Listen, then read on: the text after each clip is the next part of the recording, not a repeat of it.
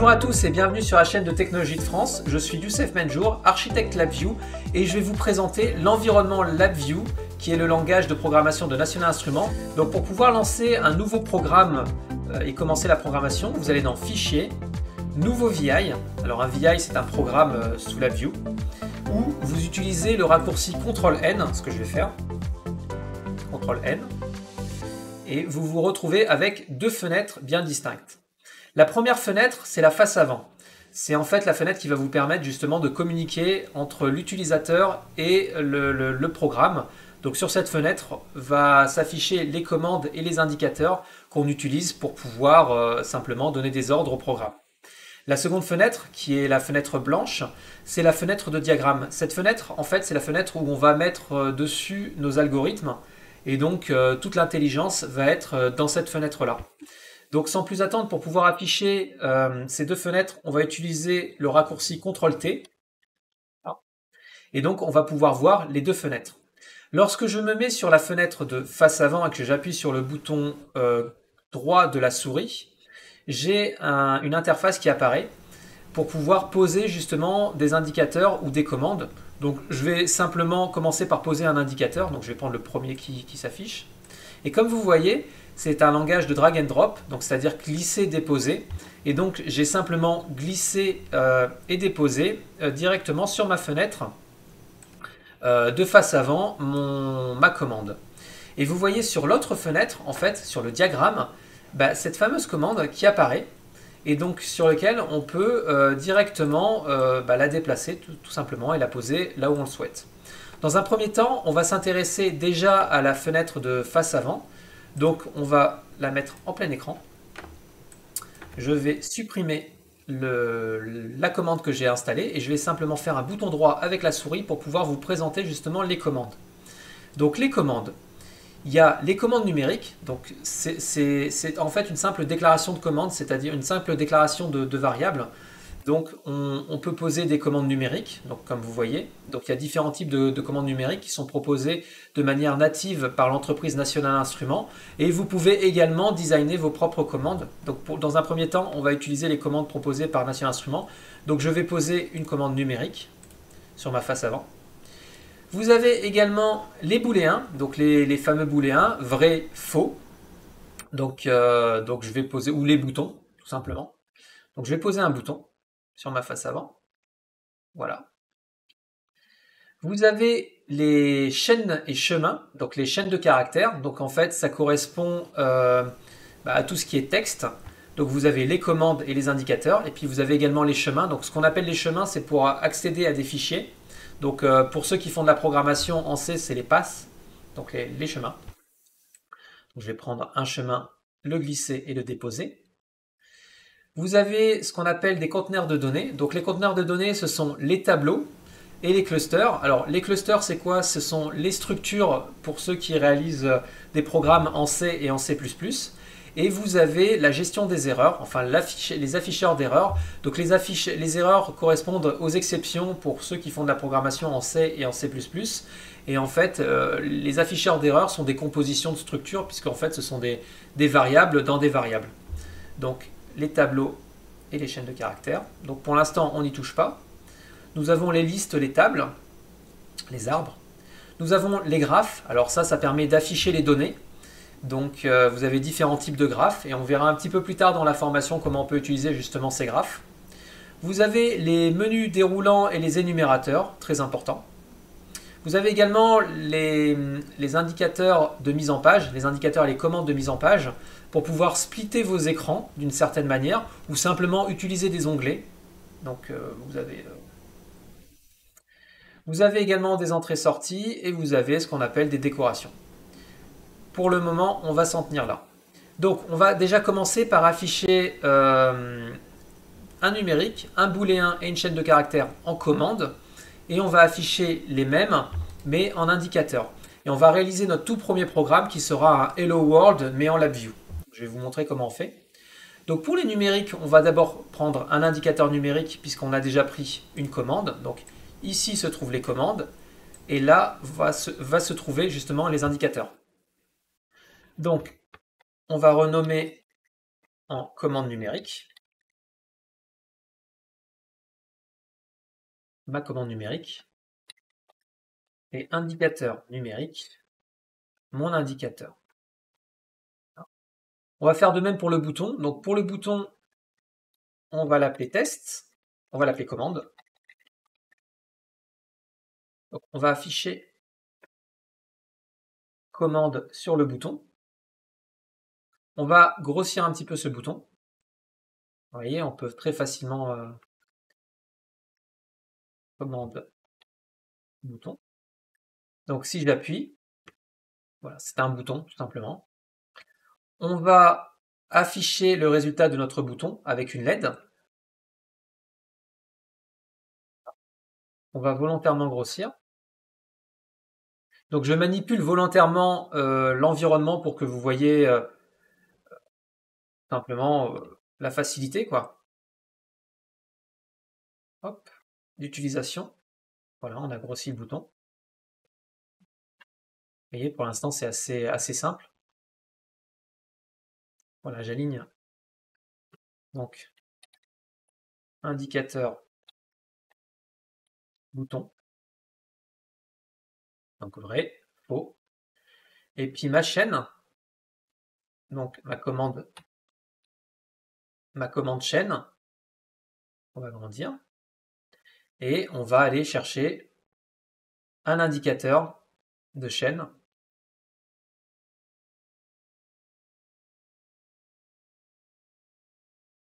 Indicateur chaîne. Donc je vais aligner mes commandes, je vais aligner mes indicateurs. Alors, c'est bête.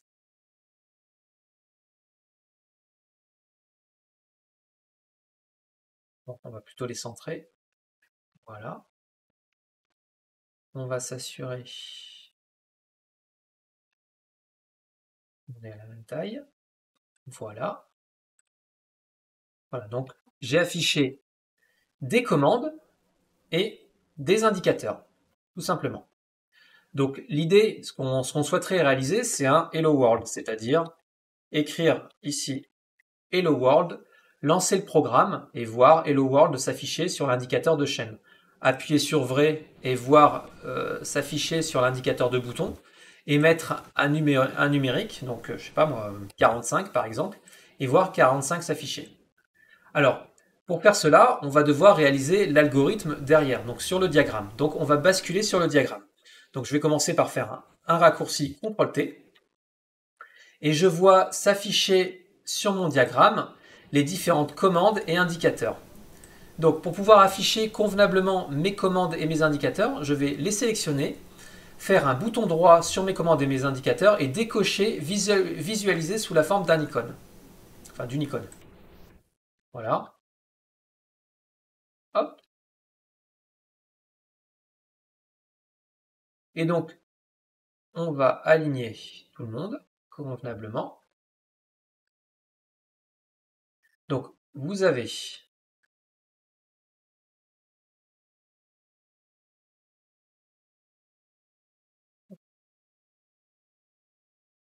d'un côté vos commandes et de l'autre vos indicateurs sur le diagramme. Et vous avez sur votre face avant vos commandes et vos indicateurs. Donc je vais simplement câbler mes commandes avec mes indicateurs, comme cela. Et en fait, ce qui se passe, c'est que LabVIEW est un langage de flux. Lorsque je vais lancer mon programme, ce que j'ai dit simplement, c'est que la valeur de la commande va aller vers la valeur de l'indicateur. Et c'est la logique du programme LabVIEW. En fait, c'est un programme c'est une programmation de flux qui a été réalisée par le passé par des électroniciens. Et en fait, il faut imaginer qu'on a affaire à un circuit électronique et que l'on câble simplement les commandes et les indicateurs. On câble toujours de la gauche vers la droite et on ne fait qu'observer en fait un flux circuler. Donc je vais lancer le programme, mais avant de lancer le programme, je vais vous donner une autre indication, c'est que LabVIEW est un langage précompilé. Ça veut dire que vous pouvez programmer au fur et à mesure et vous pouvez lancer votre programme. Alors il ne sera pas optimisé puisqu'il n'aura pas été compilé pour avoir été optimisé, mais vous pourrez le lancer, voir comment votre programme fonctionne et une fois que vous aurez terminé votre programme, vous pourrez faire comme tout autre langage comme le C ou le C++, le compiler en exécutable et après pouvoir directement partager cet exécutable pour pouvoir à vos clients, par exemple, si vous avez un client qui souhaite un programme sur une machine. Donc je vais lancer mon programme. Alors pour pouvoir lancer mon programme, j'ai ici, alors j'ai une barre d'exécution sur comment on appelle ça, mon diagramme. Sur ma face avant, j'ai la même barre d'exécution. Donc je n'ai qu'à appuyer sur lecture, donc exécuter, ou utiliser le raccourci CTRL-R. Et donc le programme s'est exécuté de manière instantanée.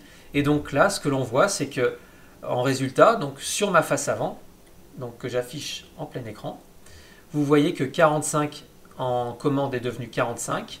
Le bouton commande qui était à vrai, alors il est passé à faux parce qu'en fait, lorsque l'on fait un bouton droit sur les différentes commandes, vous pouvez voir les propriétés et pour les boutons, vous avez ce qu'on appelle les actions mécaniques. Là, c'est une action d'armement au relâchement. Donc, ce qu'on va faire, on va plutôt faire une commutation de manière à ce que ça reste dans un état. Et donc, on va faire une commutation au relâchement ou à l'appui. Donc, simplement à l'appui. Donc, ça permettra... Donc, on est à faux. Hop, on passe à vrai. Donc, CTRL-R. Hop. Et donc, comme un interrupteur, je clique, je déclique, je clique, je déclique. Il ne déclique pas tout seul, en fait. Et la commande chaîne, enfin, on a écrit Hello World, et donc l'indication Hello World. Et donc on a réalisé notre première Hello World sous LabVIEW de manière assez simple, comme vous pouvez le voir, et très rapidement. Donc on va changer un petit peu le texte, on va mettre 2 points d'exclamation. Je vais appuyer sur CTRL-R, et donc j'ai réexécuté mon programme, et là vous voyez directement Hello World qui s'est mis à jour simplement avec les 2 points d'exclamation. Maintenant, on va basculer sur le diagramme et je vais vous présenter un petit peu plus en détail le diagramme pour que vous puissiez avoir tous les outils pour pouvoir travailler simplement sous LabVIEW. Donc, pour pouvoir basculer du diagramme à la face avant, vous avez un autre raccourci qui est CTRL-E. Donc, si je suis en plein écran, pour le diagramme et pour la face avant, en appuyant sur CTRL-E, je peux basculer très facilement d'une fenêtre à l'autre, ce qui est très pratique. Donc on va aller sur le diagramme. Donc comment ça se présente? Sur le diagramme, comme vous pouvez le voir, pour l'instant, on a câblé des commandes avec des indicateurs. La première chose que vous devez savoir, c'est que si je m'amuse à essayer de câbler ma commande numérique avec un booléen, logiquement, ça ne fonctionnera pas. Donc on va faire le test. Donc je supprime l'ancien câble et j'essaye de câbler. Si j'essaye de câbler, qu'est-ce qui se passe? Le fil est brisé. Si je laisse appuyer sur le fil brisé en appuyant sur CTRL-H qui est LED, donc CTRL-H qui est LED contextuel, donc vous pouvez utiliser le raccourci CTRL-H pour faire apparaître LED contextuel ou simplement aller cliquer sur le point d'interrogation qui est en haut à droite de la fenêtre, donc ce que je fais là. Et vous pouvez pointer directement le fil de liaison et là vous avez une double LED. Vous voyez qu'il y a le premier carré qui apparaît en dessous, donc qui me dit que j'ai connecté 2 terminaux de type différent. Donc je ne peux pas connecter un numérique avec un booléen. Donc j'ai cette indication-là. Et vous avez également un indicateur, alors la source est le type double précision. Donc vous avez également le fil de liaison brisé dans l'aide contextuelle avec l'explication qui vous dit simplement qu'on ne peut pas câbler 2 types différents. Donc l'autre indication, c'est que tout à l'heure j'ai pu lancer mon programme.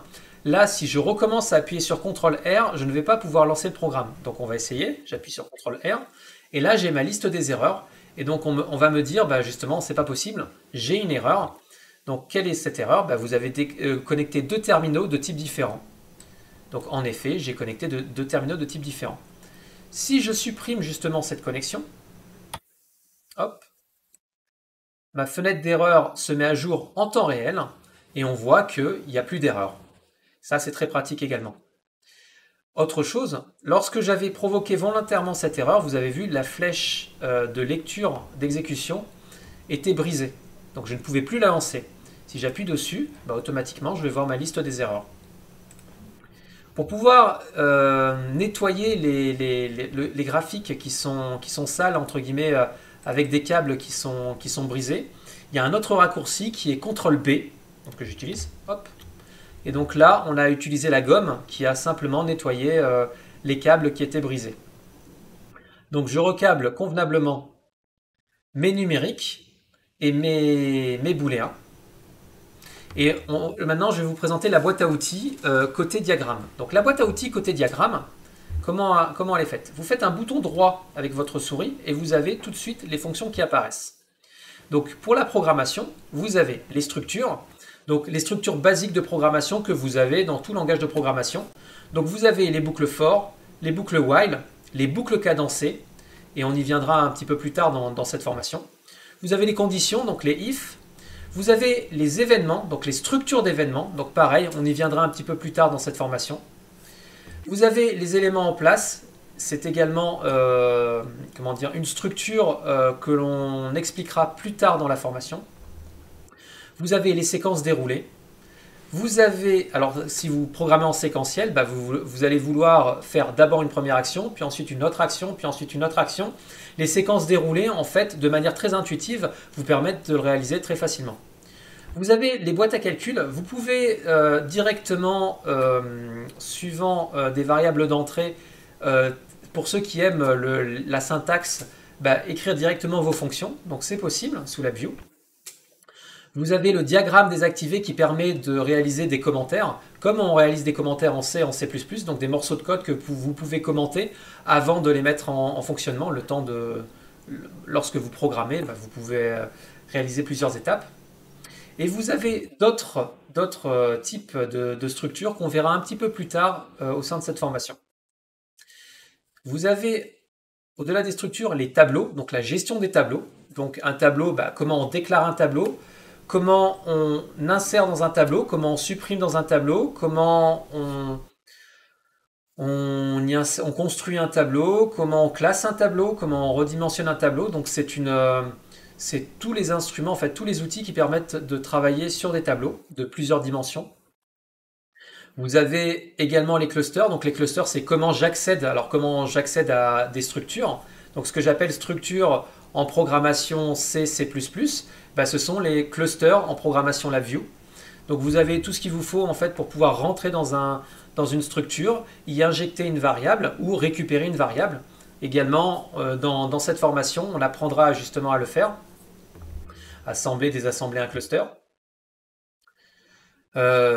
Convertir un tableau en cluster ou un cluster en tableau, c'est possible. Il y a des passerelles. Et puis on apprendra cette fameuse notion de classe. Donc un petit peu plus loin dans cette formation, lorsqu'on sera suffisamment avancé, on programmera en objet. Et donc là, on utilisera justement ces fameuses notions de classe, de méthode. Donc tout ça, on verra ça un petit peu plus tard. Et puis vous avez également ici les variants. Donc les variants, c'est un type très particulier de données et qu'on verra également un petit peu plus tard. Donc vous avez les opérations pour les numériques, donc les opérations classiques, plus, moins, fois, diviser, les divisions euclidiennes. Vous avez les outils de conversion, donc pour pouvoir convertir une donnée qui est formatée d'une certaine manière vers une autre donnée. Donc ça, on verra ça un petit peu plus tard. Vous pouvez également incrémenter ou décrémenter un numérique. Vous pouvez additionner les éléments de tableau. Et donc, comme vous pouvez le constater, depuis tout à l'heure, je vous parle et vous avez l'aide contextuelle qui se met à jour au fur et à mesure. Donc, je vais la mettre un petit peu plus voilà, pour qu'on puisse mieux la voir. Et donc, on peut... Voilà. Donc là, vous avez tout ce qu'il vous faut pour faire les opérations numériques. Donc vous avez des nombres aléatoires, enfin vous avez beaucoup de choses. Donc je vous invite à prendre le temps de regarder justement cette partie-là qui va vous permettre justement de réaliser les opérations que vous voulez faire si vous avez des opérations numériques. Dans le cas où vous êtes plus dans des opérations algébriques, eh bien vous avez les booléens et donc les opérations booléennes. Donc et, ou exclusif, non. Vous avez l'indicateur d'opération où vous pouvez directement indiquer l'opération que vous souhaitez faire. Toutes ces fonctions, on va pouvoir les utiliser, enfin tous ces opérateurs plutôt, on va pouvoir les utiliser un petit peu plus tard dans cette formation. Et vous avez la même chose pour les chaînes de caractères.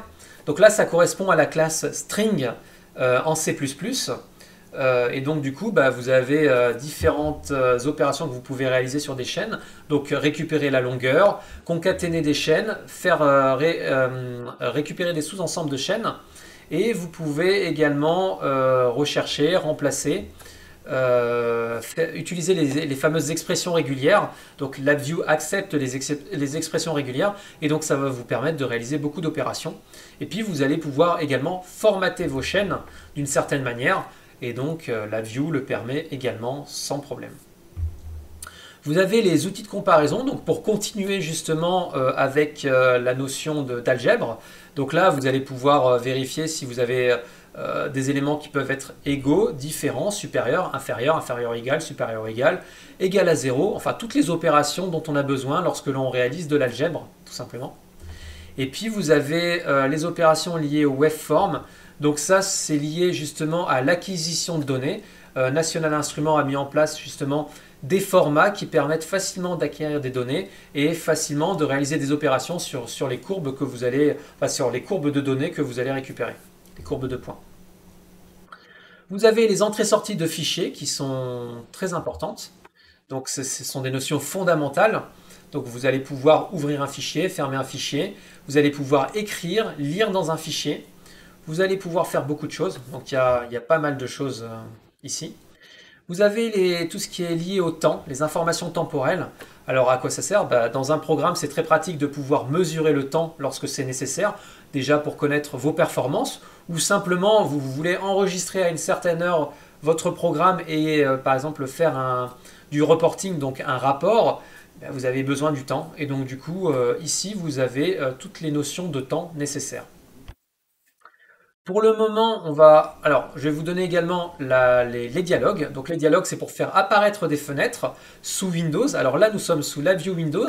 LabVIEW tourne également sous Linux. Donc vous avez l'équivalent sous Linux. Et donc là, les dialogues, ça permet de dialoguer directement avec l'utilisateur, lui proposer des fenêtres pour qu'il puisse accepter, appuyer sur OK, annuler les grands classiques. On va, pour le moment, dans la présentation, ne pas aller plus loin. Ça vous permet, vous, de voir un petit peu comment se déroule justement comment s'organise LabVIEW. Donc là, vous avez le déroulé de l'organisation de LabVIEW. Donc, pour le moment, si on revient à notre programme de base, on a réalisé des commandes et des indicateurs. Bon, pour le moment, c'est assez simple.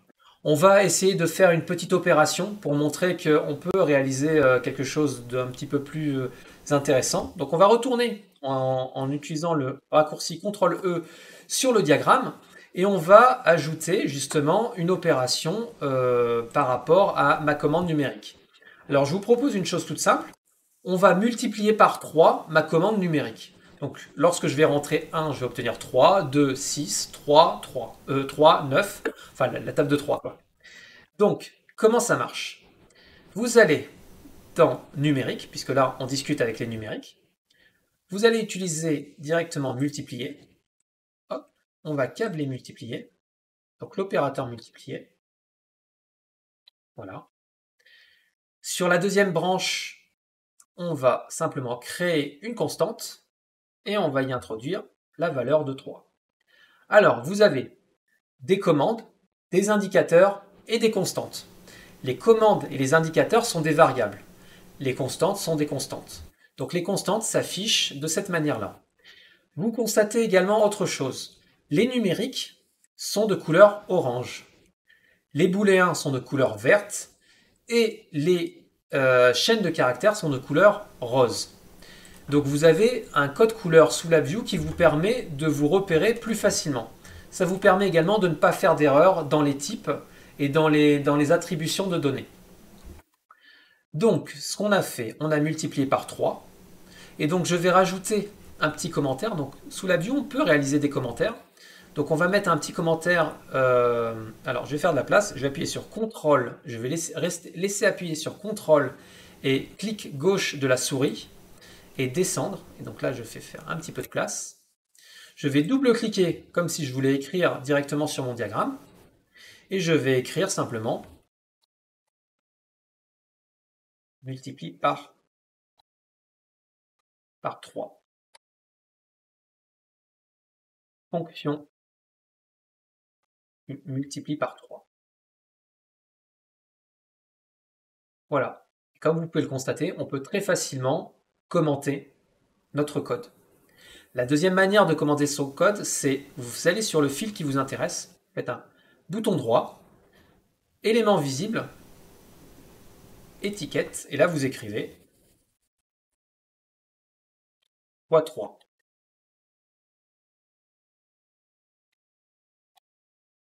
Alors on va faire plutôt f de x égale 3 fois... je vais le mettre en minuscule, ce sera plus facile. 3 fois x. Voilà. Et là, de la même manière, j'ai pu commenter très facilement mon code. L'autre chose que l'on peut réaliser, c'est qu'on peut facilement changer la taille de mon code. Donc moi j'utilise les raccourcis CTRL+ et CTRL-. Donc là j'ai utilisé le raccourci CTRL+. Voilà. Soit plus facilement lisible. Voilà. Là vous voyez. Voilà. C'est assez simple en fait de réaliser, c'est très intuitif. La programmation LabVIEW est une programmation très très intuitive. Pour le bouton, la commande de booléen, donc la commande de bouton et l'indicateur booléen. Alors, si je veux changer le nom, bah, très facile, je double-clique. Indicateur booléen. Donc là, on va y ajouter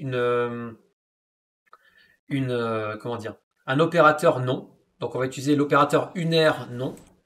Donc un opérateur binaire lorsqu'on utilise deux éléments pour cet opérateur et unaire lorsqu'on utilise un élément. Donc là, comme on utilise un élément, ben on va utiliser l'opérateur unaire non. Simplement. Hop. Voilà. Je souhaite... alors, vous avez le choix. Soit vous pouvez le faire manuellement pour pouvoir aligner vos fils, comme je le fais actuellement. Soit vous sélectionnez les parties qui vous intéressent pour pouvoir les réorganiser. Et vous avez ici une petite balayette qui est en fait le nettoyeur de sélection. Et si vous cliquez dessus, il va automatiquement en fait arranger votre code pour vous. Donc, alors c'est pas toujours parfait, mais ça peut être pratique. Voilà. Et donc là, si je veux commenter mon code, opérateur unaire, non. Hop. Donc si je mets vrai, je vais avoir faux. Si je mets faux, je vais avoir vrai. Voilà, tout simplement. Et enfin, la dernière petite opération qu'on peut réaliser là pour la commande de chaîne, qu'est-ce qu'on pourrait faire? Ben, on va aller regarder ce qui se passe. Eh bien, on va regarder la longueur de ma chaîne, simplement. Donc comment je fais? Je prends longueur, donc je prends la petite fonction, je l'accable. J'active également avec CTRL-H LED, puisque c'est toujours pratique d'avoir la LED activée. Comme ça, si je me mets dessus, ben, je vois en fait longueur d'une chaîne. Et je vais faire un bouton droit à la sortie de ma fonction, créer un indicateur. Alors là, on voit que mon indicateur qui est apparu est carré. Par convention, on n'utilise pas justement les icônes. Donc, je vais tout de suite vous apprendre à directement les faire apparaître en non icône, quoi, en petit. Donc, vous allez dans Outils, Options, Diagramme, Nouveaux terminaux sous forme d'icône, vous décochez. OK. Donc, si je supprime, que je fais CTRL B pour supprimer le câble brisé, je fais un bouton droit, créer indicateur, et là vous avez un petit indicateur qui apparaît et qui est justement correctement, convenablement réalisé. Voilà. Maintenant on va rebasculer, donc en utilisant le CTRL E, on va rebasculer sur la face avant, et là on voit que l'indicateur de longueur apparaît, donc je vais le mettre ici. Donc je vais le poser simplement là où j'ai envie de le poser. Voilà. Lorsque je fais un bouton droit également, vous avez différents styles sous National Instruments en fait de boutons. Donc vous avez un style classique, un style express, un style argent, un style système et un style moderne. Par défaut, en fait, ce que j'ai fait, j'ai mis le NXG. Si vous souhaitez mettre ce style NXG directement comme je l'ai fait moi, et je vous le conseille, c'est le moins moche, quoi, on va dire. Parce que c'est pas très beau, on va dire, les autres styles sont pas très beaux. Donc pour pouvoir faire ça, ben, vous cliquez sur le petit bouton à droite de la commande Et là, en fait, vous allez faire personnaliser. Alors, changer les palettes visibles. Et là, vous sélectionnez qui vous souhaitez rendre visite. Donc là, je souhaite uniquement le style NXG. J'appuie sur OK. Voilà. Et donc là, quand je fais un bouton droit, je vois directement le style NXG, qui est le style le plus moderne, on va dire. Voilà. Donc maintenant, on va exécuter notre programme. Donc pour rappel, je multiplie par 3 mon numérique. J'ai un opérateur unaire qui m'envoie non pour mon afficheur. Et mon Hello World, bah, j'obtiens Hello World et je vais avoir la longueur de caractères de mon Hello World. CTRL R. Et donc, on voit bien que 10 est devenu 30, donc on l'a multiplié par 3. Le bouton, la commande de bouton est devenue, alors de vrai, on est passé à faux. Et ma commande de chaîne, alors on a simplement écrit Hello World, donc on a réobtenu Hello World en indicateur, mais on a également obtenu la longueur de la chaîne de caractères qui est de 14. Ah. Donc je rajoute un petit commentaire.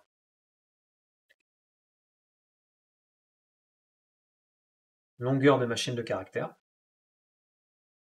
Voilà. Vous avez un programme, votre tout premier programme, votre tout premier Hello World. Maintenant, on va apporter une petite modification sur ce programme. On va essayer d'utiliser justement une boucle while pour faire par exemple clignoter une LED. Donc on va essayer de faire clignoter une LED pour pouvoir afficher simplement une LED qui clignote. Donc comment on va réaliser cela? On va réaliser une boucle while qu'on va simplement ne jamais arrêter. Donc la condition d'arrêt est ici. Donc on va simplement créer une constante, on va la mettre à faux. Donc la condition d'arrêt est toujours à faux. Très bien. On a sur notre boucle while un itérateur. Donc cet itérateur, alors ce qu'on va faire, on va essayer de voilà, mélanger notre code. Donc l'itérateur, on va l'afficher. Donc on va afficher le nombre de boucles. Donc créer un indicateur. On va appeler itérateur. On va commenter cette boucle while, c'est important. Donc du coup, ce qu'on va faire un bouton droit sur la boucle while, élément visible, étiquette de sous-diagramme, et là on va écrire ce qu'on a envie d'écrire. Donc là on va écrire ma boucle while. Voilà, donc j'ai réalisé un commentaire. Donc vous voyez, on a appris à commenter sur le fil, on a appris à commenter directement sur notre diagramme avec des carrés, et on a appris également à commenter directement sur une structure en faisant un bouton droit. Donc j'ai mon itérateur. Le problème, c'est que si j'appuie sur lecture, mon itérateur va défiler à la vitesse de l'itération, donc ça va être rapide. Donc on va volontairement ralentir la boucle. Donc comment on va faire pour ralentir cette boucle? On va aller directement dans les informations temporelles, ces fameuses informations temporelles, et on va utiliser la fonction attendre. Donc je la pose. Je vais attendre, je ne sais pas moi, 500 millisecondes. Voilà, simplement 500 millisecondes. On a de fait fabriqué une boucle cadencée à 500 millisecondes. Donc il attend 500 millisecondes à chaque fois. Et puis ce qu'on avait dit, on voulait justement volontairement faire clignoter une LED. Donc comment on va faire ça? Eh bien, on va déjà prendre l'opérateur non. Alors, l'opérateur non, il est ici. Hop, hop, hop. Voilà, dans les booléens, non. On va le boucler sur lui-même. Alors ça veut dire quoi? Ça veut dire qu'à chaque tour de boucle, il reboucle sur lui-même. Il faut que vous imaginiez en fait que vous êtes sur un circuit électronique, et donc là, vous avez câblé la sortie avec l'entrée. Donc ça veut dire quoi? C'est qu'à chaque comment dire? À chaque exécution, vous avez exécuté, vous avez rentré un signal directement dans notre fonction, et puis vous allez obtenir un résultat. À l'itération suivante, ce fameux signal, vous allez le renvoyer à l'entrée, et ainsi de suite. Pour les électroniciens, la meilleure image, c'est l'AmpliOp. C'est un amplificateur opérationnel. Et d'ailleurs, c'est le logo de LabVIEW, l'AmpliOp. Et donc du coup, là, ce qu'on va faire, on va initialiser. Donc comment on fait pour initialiser? Donc c'est ce qu'on appelle un registre à décalage. Donc on va initialiser ce registre à faux, par exemple. Donc je l'initialise à faux. Voilà. Et je vais vouloir afficher la sortie, donc je vais me mettre sur le câble et je vais créer un indicateur qui est LED boucle, tout simplement. Donc pour le moment, on a réalisé un petit programme qui fait simplement que clignoter. Donc comment ça marche? La première fois, il est à faux, donc il envoie un faux directement à la fonction. Cette fonction va transformer le faux en vrai, donc on reçoit un vrai. Puis ce vrai est réinjecté dans la fonction à l'itération suivante. Vrai devient faux, faux, vrai, faux, vrai, faux, vrai. Donc normalement, on a quelque chose qui clignote. Donc, CTRL E, ma boucle LED, hop, mon itérateur. Donc, on va les afficher. Donc, je vais mettre à la même taille que ce booléen. Donc, comment je fais? Je sélectionne les deux. Et je vais grandir directement. Hop, voilà. Mon itérateur. On affiche pour l'instant de cette manière-là. CTRL R. Et là, vous voyez, je clignote à 500 millisecondes. Donc, mon itérateur me permet de voir à quelle itération on se trouve. Donc, plus 1, plus 1, plus 1, plus 1, tout simplement. Et puis, ma boucle LED, enfin, ma LED de boucle, en fait, clignote vrai, faux, vrai, faux, vrai, faux. Une dernière chose, si on souhaite changer des couleurs de notre face avant ou de notre diagramme, vous allez dans Affichage, Palette d'outils. Voilà. Vous pouvez sélectionner le pinceau, mettre la couleur que vous souhaitez. Alors, hop, on va mettre une couleur. Voilà. Et vous pouvez changer la couleur justement de votre face avant. Donc, on va mettre une couleur, je sais pas moi, un truc, voilà. Bon, allez, comme si on était en vacances. Et on va aller côté face avant, et ici on va aller plutôt quelque chose.